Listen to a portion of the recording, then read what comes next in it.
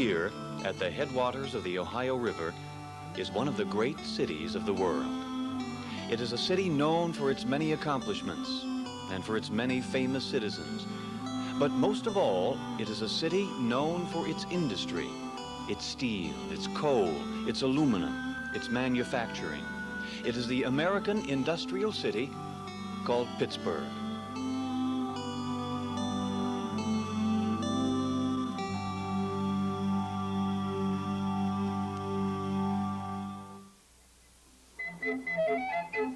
By the last quarter of the 19th century, coal and steel had become the economic nucleus of Pittsburgh, providing leadership, inspiration, and a ready market for a period of explosive growth. Henry Hines graduated from selling vegetables from his backyard garden to a food processing company of 57 varieties. The first successful flat glass plant was built and became the nucleus of PPG Industries. Kaufman's opened on Carson Street. The Draveau brothers began building locks and dams on the rivers. George Westinghouse, the famous Pittsburgh inventor, was expanding his factory. Westinghouse was a mechanical genius whose inventions revolutionized railroading.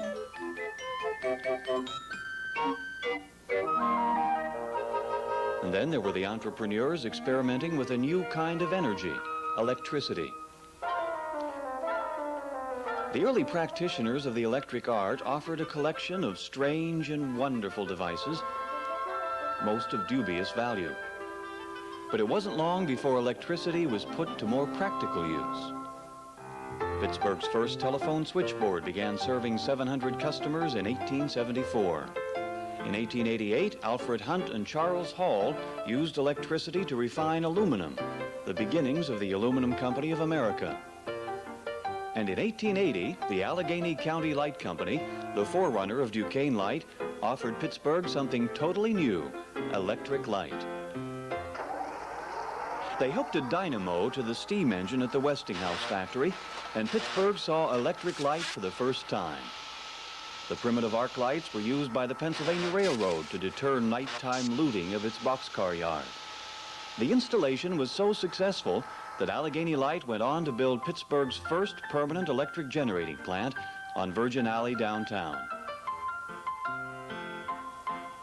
But arc lights were not suitable for home use. They were too big. It was Thomas Edison who solved this problem when he perfected a lamp that successfully subdivided the electric current, the incandescent lamp. Suddenly, the dream of electric lighting for the home became a reality. And companies rushed to wire the city.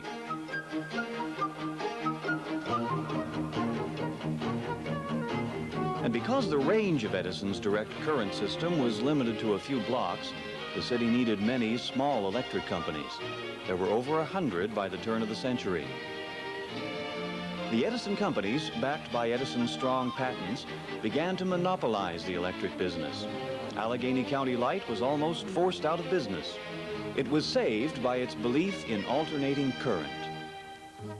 George Westinghouse developed a lamp and electrical system based on alternating current, and together with Allegheny Light demonstrated its range by running wires over 2 miles to Lawrenceville. Long-range transmission meant that the city could be served from a few large generators, eliminating wire pollution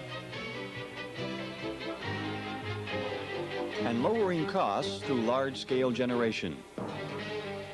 In 1903, the city's electrical system was unified with the formation of Duquesne Light, and the electric age began. First, of course, electric light made study, work, and play possible 24 hours a day. The electric trolley created a transportation system that could carry people from Center City to outlying areas quickly and cheaply. The suburb was born. As the 20th century began, Pittsburgh reaffirmed its commitment to production, with the consolidation of the Frick and Carnegie interests with numerous other mills across the nation to create the largest corporation the world had ever seen, United States Steel. And in the same year, the Mellons backed an oil prospector in Texas who brought in Spindletop, the greatest gusher of all time and the beginnings of Gulf oil. But something else was happening at the turn of the century. People were beginning to look at their city and ask why it wasn't better. In Pittsburgh, there is wealth. Wealth beyond computation, almost beyond imagination. And yet Pittsburgh is the lowest, downest hole on the surface of the earth. Why?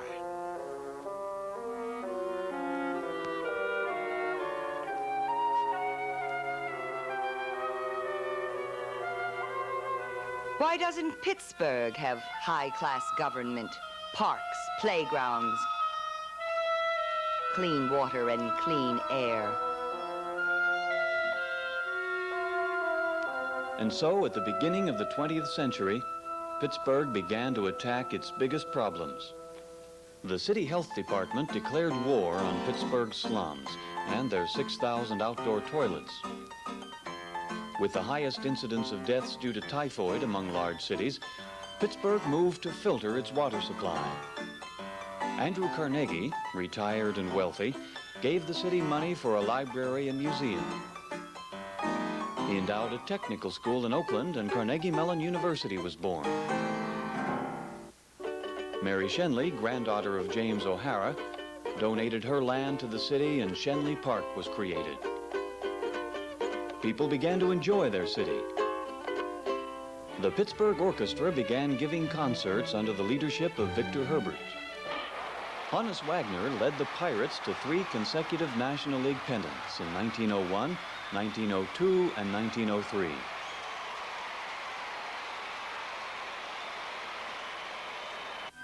The Nickelodeon, the world's first all-motion picture theater, opened on Smithfield Street. Amusement parks thrilled thousands.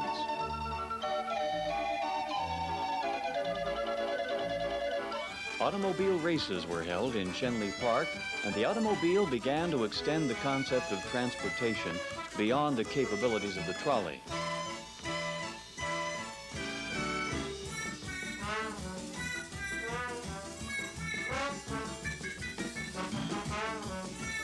It seemed that nothing could stop this headlong rush to the good life.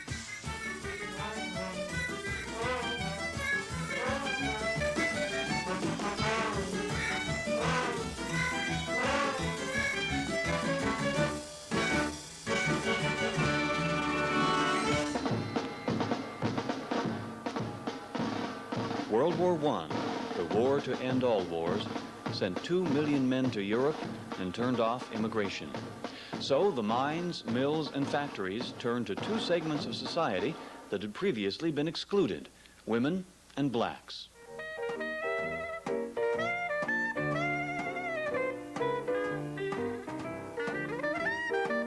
Women found that they could get jobs where previously they weren't even allowed to apply.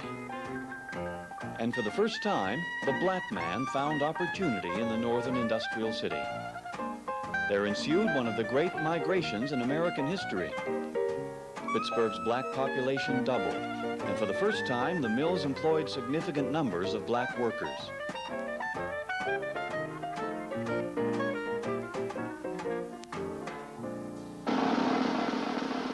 When the war ended, the troops came home, and jobs and race relations became hot issues.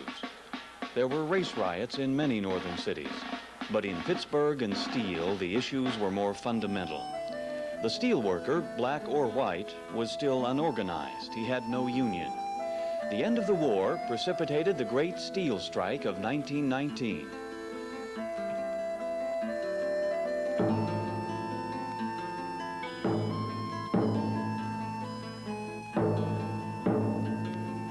But the strikers failed in their efforts to rally public opinion to their cause, and the strike collapsed.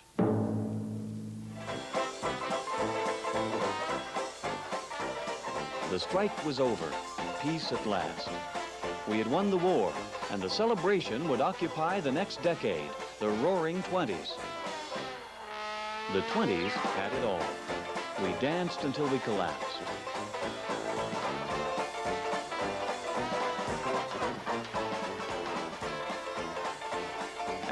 found a new look for a new era.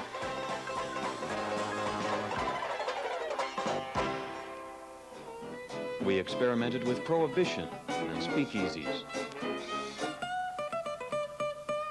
The airplane became a permanent fixture in the land, and the woman aviator, or aviatrix, was among our new heroes. The electrical age had taken the home, farm, and factory by storm. According to the advertising of the day, practically nothing was accomplished without the help of some kind of electrical servant.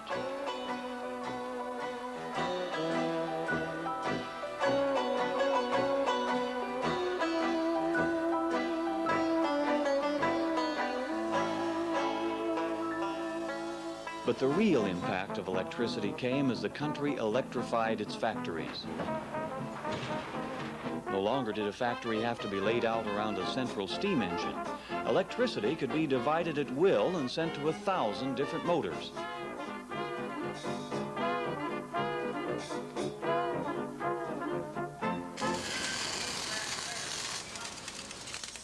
We even made steel with electricity. And the 20s saw the first hint of the electronic age as radio made its appearance. KDKA went on the air as the country's first licensed commercial radio station. And in 1929, Pittsburgh celebrated the 50th anniversary of Edison's electric lamp with a spectacular light-up. But other events of 1929 were to make the celebration short-lived.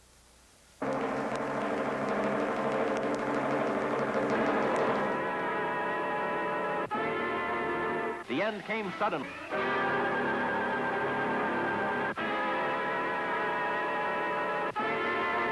Panic gave way to despair. Overnight, the richest country in the world had spawned bread lines, soup kitchens, and apple sellers.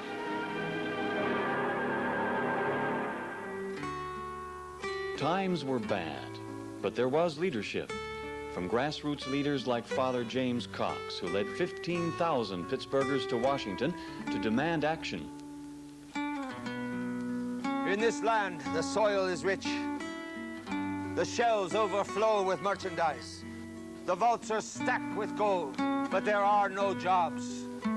11 million men and women stand in bread lines, mute symbols of an economic order out of joint. We demand equal opportunity to work.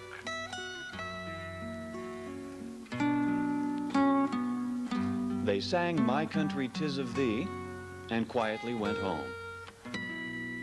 1932 was an election year, and the people voted for change. Let me assert my firm belief that the only thing we have to fear is fear itself. The people wanted action, and Roosevelt gave them governmental action the likes of which we have rarely experienced. Opponents called it alphabet soup. NRA, CCC, WPA, FERA.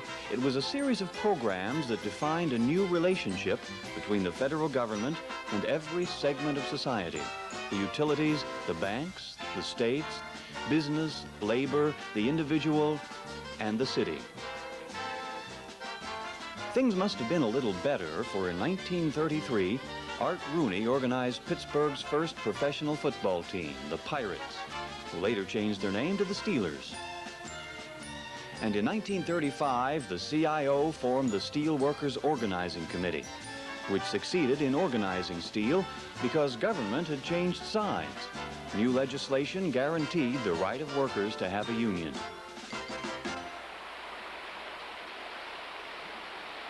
In 1936, disaster struck as Pittsburgh experienced its worst flood in 30 years. Cresting at 46 feet, the water closed down most of the city's electric generating plants.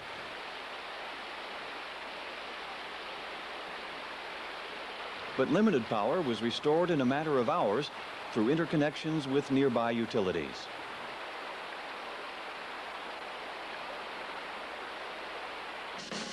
In 1939, war engulfed Europe. 2 years later, America rallied its people and its industry to the defense of freedom.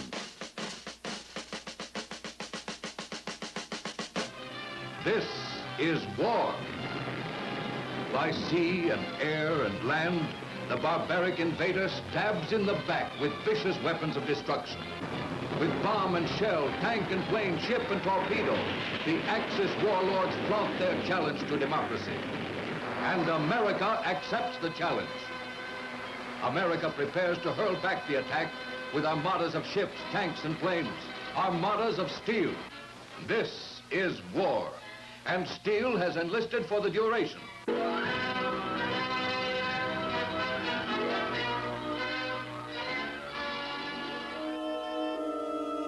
We enlisted for the duration, ran the mills around the clock, and when victory was finally achieved, we found that we had run our city into the ground. The time had come to mobilize, or certainly Pittsburgh would die. It was time to prove that an industrial city could be a good place to live.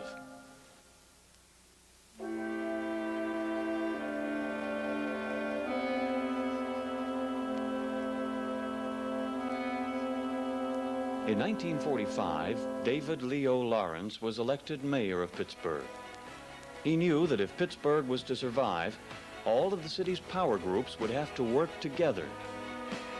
He found an ally in banker Richard King Mellon, and together they led Pittsburgh into the Renaissance.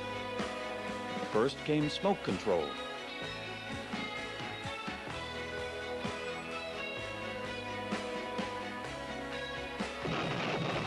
Then flood control.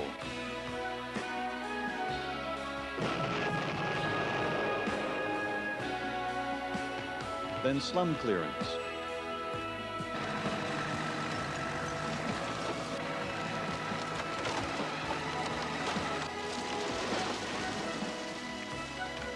Then rebuilding. Government, business, labor, and the people of Pittsburgh. For the first time in the city's history, everybody was organized on the same team, and it worked.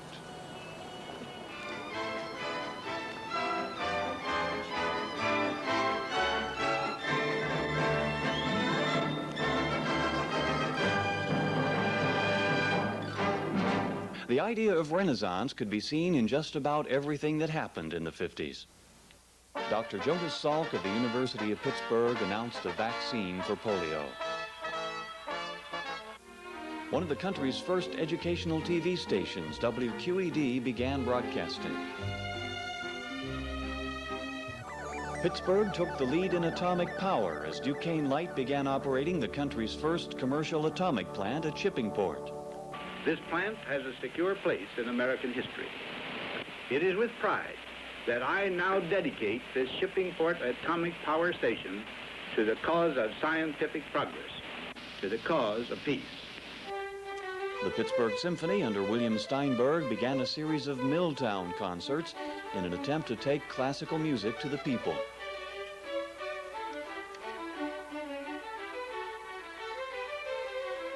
What we were doing with the old industrial city made news around the world, and appropriately so, for the 50s was a time when the world became increasingly important to us. Symbol of the new age was the United Nations, whose headquarters building in New York was built with Pittsburgh steel. We became involved in the country's new role as world leader, but America was not without a challenger for long. The Berlin blockade and Korean War were the beginnings of the struggle with communism. And if the struggle didn't always go the way we wanted, Senator Joe McCarthy knew why. I think the American people this fall, when they elect a Congress, should keep in mind that if we lose Indochina, Mr. Jenkins, we will lose the Pacific, and we'll be an island in a communist sea.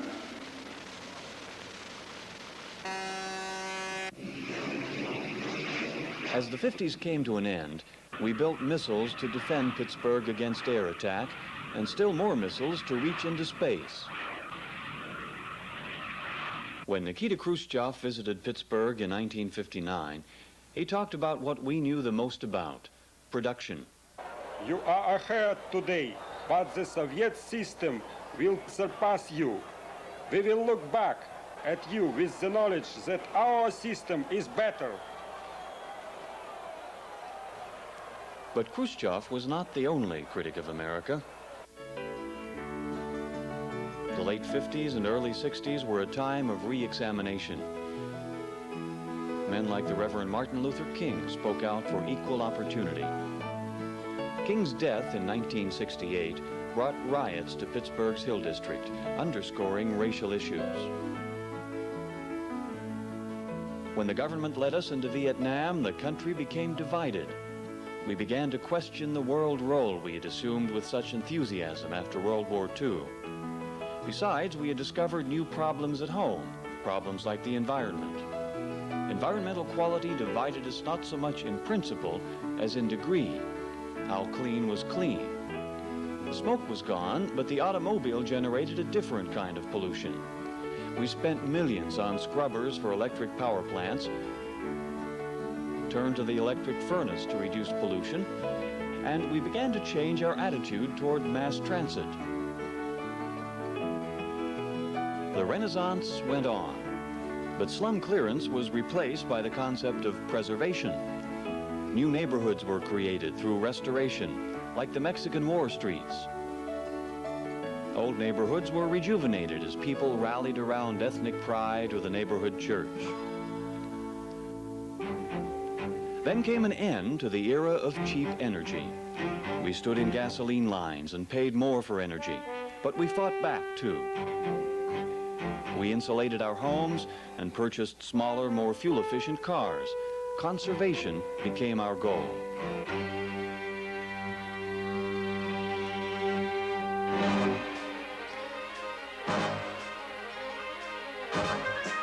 And as the decade ended, Pittsburgh found a new pride in the accomplishments of its athletes. The Pirates won the World Championship in baseball.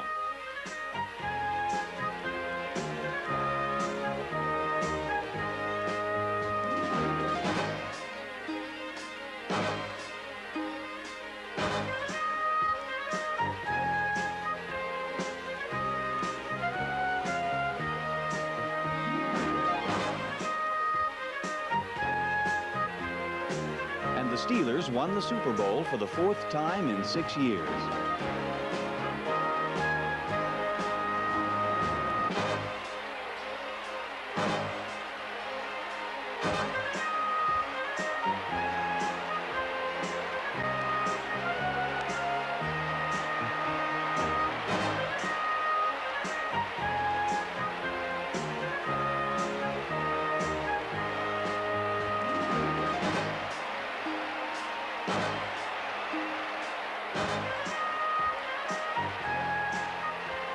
To the rest of the country, Pittsburgh became the city of champions. But to Pittsburghers, it was just one more dimension to the place we call home. We all shared in the success of our athletes, just as we have shared in all of the successes of the city's past. Most of all, we share the ongoing responsibility of making Pittsburgh a better place to live.